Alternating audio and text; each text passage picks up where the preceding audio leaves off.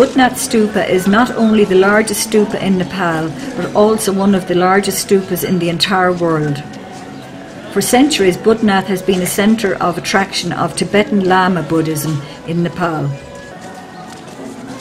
This white pagoda that stands 36 metres on its feet falls in the way of the ancient trade route between Bihar and Tibet, and that is why it was the focal point for the caravans that passed either way.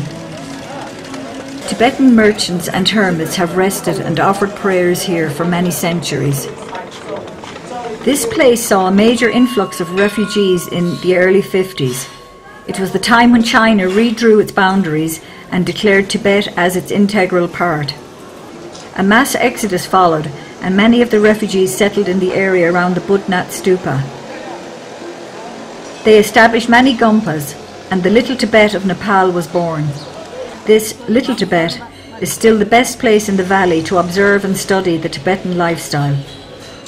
Monks walk about in maroon robes with prayer wheels in their hands, and the rituals of prostration are presented to the Buddha as worshippers walk around the stupa. The second and third generations are sadly moving away from the Tibetan culture and are intermingling in the Western world.